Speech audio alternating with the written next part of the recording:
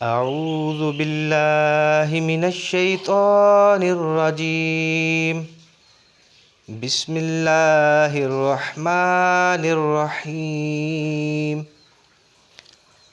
الحمد للہ رب العالمین الرحمن الرحیم مالک یوم الدین ایاک نعبد و ایاک نستعین اہدنا الصراط المستقیم صراط الذین انعمت علیہم غیر المغضوب علیہم ولا الضالین۔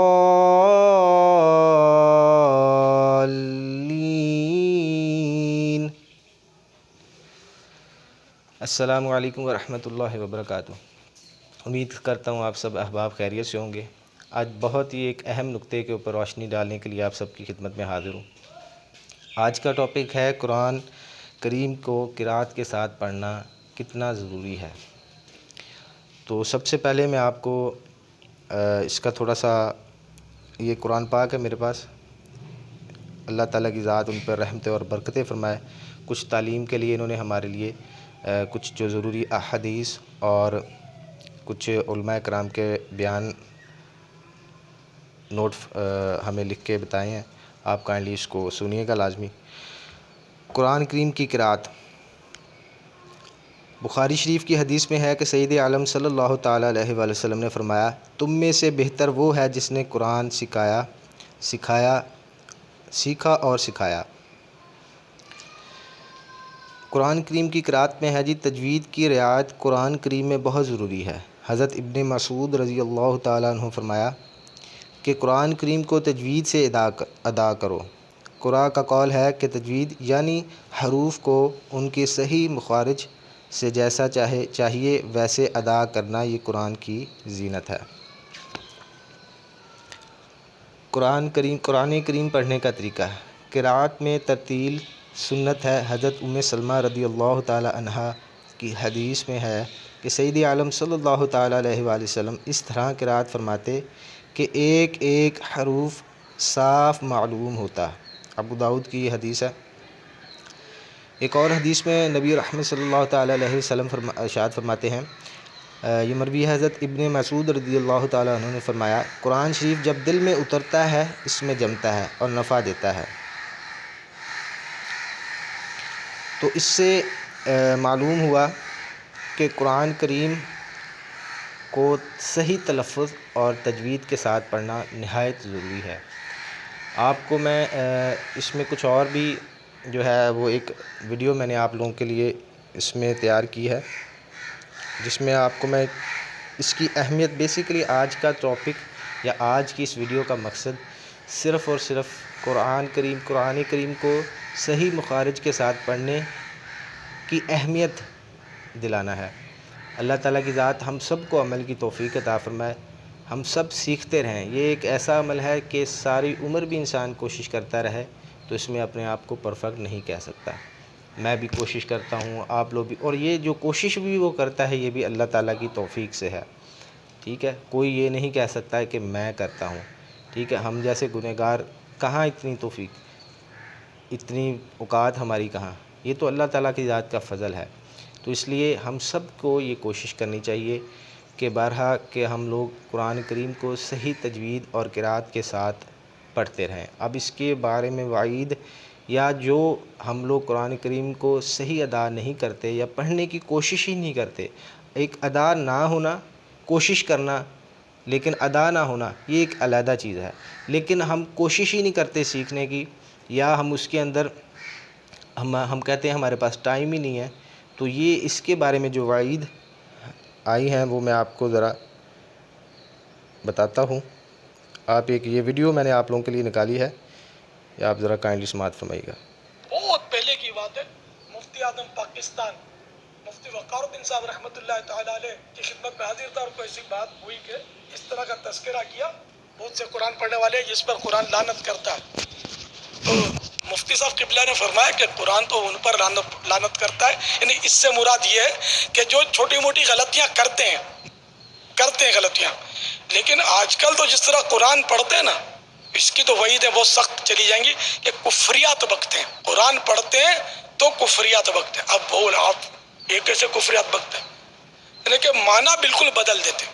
اب وہ ایک کفریات بکنا اپنی جگہ پر ہے، مرتد ہو جانا یہ ایک الگ میٹر ہے، کیونکہ معنی پتہ نہیں ہے، سیکھتے نہیں ہیں۔ تو کئی آیتیں اس طرح پڑھتے ہیں لوگ کہ واقعی وہ کفر بن جاتے ہیں۔ الحمدللہ، الحمدللہ رب العالمین، حمد مانے خوبی، الحمدللہ اللہ تعالیٰ کے لیے تمام خوبیاں ہیں۔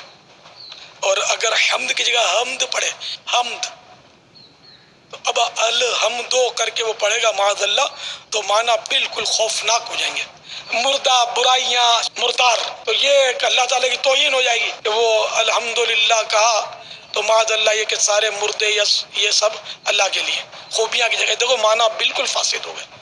نماز بھی الحمدو کہے گا تو ٹوٹ جائے گی، نماز نہیں ہوگی۔ اسی طرح قل هو اللہ احد کہہ دو اللہ ایک ہے، اے محبوب تم فرما دو اللہ ایک ہے، اور وہ پڑھے گا، وہ کل پڑھے گا، قل بھی نہیں پڑھے گا۔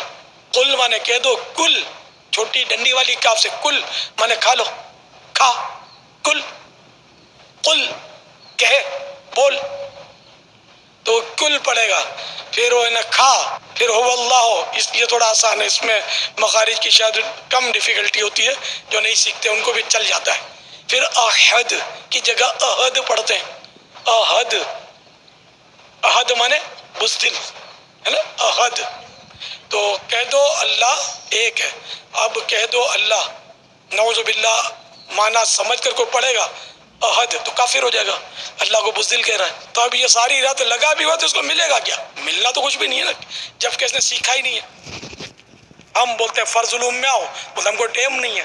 اب یہ قیامت کے دن اگر یہ جواب چل جائے گا آپ کو لگتا ہے تو دیکھ لینا پھر چلتا ہے کہ نہیں، یا اللہ ہم کو ٹائم نہیں ملتا ہے، نہیں قرآن سیکھنے کو ٹائم نہیں ملا، 2 گھنٹے ڈرامے فلمیں دیکھنے، 3 گھنٹے گپے مارنے کے لیے، ہوٹلنگ کرنے کے لیے ہمارے پاس ٹائم تھا، یا اللہ تیرا قرآن پڑھنے کے لیے ہم کو ٹائم نہیں تھا، ہم تھے پڑھے لکھے۔ احباب کیا کارے نمایاں کر گئے، میٹرک کیا، BA کیا، نوکر ہوئے، پینشن ملی اور مر گئے۔ جی تو دیکھا آپ نے، آپ کے لیے ایک یہ چھوٹی سی ویڈیو میں نے کوشش کی تھی تاکہ اس کی اہمیت ہم لوگ سمجھ سکیں۔ تو خدارا ہم لوگ یہ اس چیز کی اہمیت کو سمجھنا چاہیے۔ ہم لوگ بھی جس طرح پہلے، میں بھی اسی طرح پڑھا تھا پہلے، مطلب اپنے بزرگوں سے، دادیوں سے، دادوں سے، تو لیکن اب ہمیں تھوڑا سا اس چیز کو اہمیت کو سمجھنا چاہیے کہ قرآن عظیم کو صحیح تجوید و قرات کے ساتھ پڑھیں۔ دیکھیں پہلا سٹیپ یہ ہے، بیسک یہ ہے کہ ہم نے پہلے اس کو سیکھنا ہے، پڑھنا کیسے ہے، اس کے بعد دوسری طرف آتے ہیں کہ اس میں اللہ تعالیٰ کی ذات کا پیغام کیا ہمارے نام آیا ہے، ہمیں اللہ تعالیٰ کی ذات نے قرآن پاک میں کیا ہمیں ہدایت عطا فرمائی ہے۔ دیکھیں ہم زندگی گزرتی جا رہی ہے، اگر میں اور آپ اپنی زندگی کا، پچھلی زندگی کا موازنہ کریں تو ہم نے کتنی نمازیں پڑھ لی ہیں، کتنے کے روزے رکھ لیے ہوں گے، اور اگر ہم اپنے گناہوں کی طرف دیکھیں یا ہم اس کو سوچنا شروع کریں تو ایک لمبی لسٹ نظر آتی ہے۔ اور اگر ابھی تک ہم نے قرآن عظیم کو صحیح تلفظ کے ساتھ نہیں پڑھنا سیکھا تو آپ سوچیں کہ پھر ہماری نمازوں کا کیا بنا ہوگا، جس نماز نے ہماری نیکیوں کو، ہمارے گناہوں کو ختم کر کے نیکیاں بڑھانی تھی۔ تو آج کا یہ اس ویڈیو کا مقصد، نہ میں آپ سے میں نے کبھی بھی اپنی پچھلی ویڈیو میں بھی سبسکرائب کے لیے نہیں کسی کو کہا، شیئر کے لیے کبھی کسی کو نہیں کہا، لائک کے لیے نہیں کہا۔ اس کی وجہ یہ ہے کہ مجھے اللہ پہ بھروسہ ہے، انشاءاللہ عز و جل جو میرے نصیب کا رزق ہے وہ مجھے مل کے رہنا ہے۔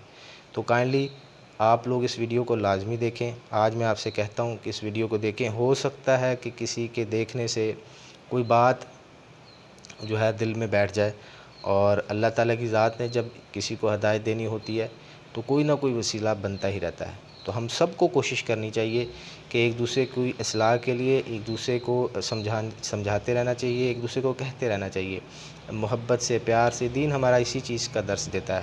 تو تو آپ سب کو سے میری گزارش بھی ہے کہ آپ لوگ کوشش کیا کریں. ہم سب کے نزدیک علماء کرام اور حافظ قرآن مسجدوں میں ہر جگہ موجود ہیں. آن لائن آپ پڑھنا چاہتے ہیں تو آن لائن پڑھ سکتے ہیں، اور مسجدوں میں جا کے پڑھنا چاہتے ہیں مسجدوں میں جا کے پڑھ سکتے ہیں. ایون اب تو قاری حضرات گھر آ کے بھی پڑھا دیتے ہیں. ٹھیک ہے. اور ہم لوگوں نے پھر ایک اور چیز دیکھا کہ ہم اپنے بچوں کی طرف تو توجہ دیتے ہیں کہ میرا بیٹا حافظ بن جائے، قرآن پڑھ لے. ہم خود نہیں پڑھتے، ہم خود کوشش نہیں کرتے. تو آپ نے یہ دیکھا جس طرح کہ مفتی صاحب نے بتایا کہ ہماری نمازوں کا پھر کیا حال ہوتا ہوگا جب ہم لوگوں نے تلفظ ہی صحیح نہیں. اور اللہ معاف کرے، استغفر اللہ ربی من کل ذنب واتوب الیہ، کہ جب ہم معنی فاسد ہوتے ہیں تو اس وقت نماز تو ہوتی ہی نہیں. لیکن جب ہم اللہ معاف کرے استغفر اللہ کفریہ الفاظ بکتے ہیں یا بول جاتے ہیں، یا کیوں؟ لاپرواہی، سیکھا ہی نہیں، کوشش ہی نہیں کی. تو پھر آپ سوچیں کہ اس وقت ہمارے ساتھ کیا ہوتا ہوگا. اللہ تعالیٰ کی ذات ہم سب کو عمل کی توفیق عطا فرمائے. اللہ تعالیٰ کی ذات نے ہمیں زندگی دی ہے، بہت ساری اتنی نعمتیں دی ہیں کہ ہم کسی ایک نعمت کا بھی اللہ کا شکر ادا نہیں کر سکتے. تو اس لیے ہمیں چاہیے کہ ہم لوگ اللہ کی طرف رجوع کریں. اس پاک ذات جس نے اپنے اتنی نعمتوں سے نوازا ہے، ہم اس کو مطلب یہ قرآن پڑھیں اور اللہ تعالیٰ کی ذات کو زیادہ سے زیادہ یاد کریں، اس رب کا شکر ادا کریں. اور اسی چیز میں دیکھیں ساری چیزیں ساتھ ساتھ ہیں نا. یہ میرا چینل جو ہے بیسیکلی میرا مطلب جو تجارت ہے اس لیے ہے، لیکن مجھے دوستوں نے کہا بھی کہ یار آپ نے اپنا کوئی اسلامک ویڈیو بنانی ہوتی ہے، یا آپ تو اسٹارٹ میں بھی آپ تھوڑا کرتے ہیں تو آپ علیحدہ بنا لیں. بھائی کیوں علیحدہ بنا لیں؟ جب اللہ ہمیں ہر موڑ پہ ہر لمحے یاد رکھتا ہے، ہر مشکل میں اللہ ہمیں یاد رکھتا ہے، اللہ تعالیٰ کی ذات کی رحمتیں ہمارے ساتھ ہوتی ہیں، تو ہم کیوں علیحدہ علیحدہ کر لیں؟ بھائی دین و دنیا ایک چیز ہے. ہم نے اس کو دین کو علیحدہ کر دیا، دنیا کو علیحدہ کر دیا، جبکہ یہ ایک ہی چیز ہے. ہم نے اپنی زندگی گزارنی تھی دین کے طریقوں سے، نبی پاک صلی اللہ علیہ وسلم کے فرمان کے مطابق، اللہ اور اللہ کے رسول صلی اللہ علیہ وسلم کے حکم کے مطابق دنیا گزارنی تھی. یہ ایک چیز ہے. ٹھیک ہے. دین و دنیا ایک ہی چیز ہے. اب ہم نے کیا کیا ہے؟ دنیا سیپریٹ کر دی ہے، دین سیپریٹ کر دیا ہے. ٹھیک ہے. اب دنیا کی طرف جو ٹائم دیتا ہے وہ کہتا ہے جی میں دین کی طرف نہیں چل سکتا. جو دین کی طرف چلنا چاہتا ہے وہ کہتا ہے دنیا کی طرف. بھائی اگر ہم اپنی دنیا ہی دین کے مطابق گزاریں تو ایک چیز ہو گئی، اور ثواب کا ثواب اور ہر عمل میں برکت.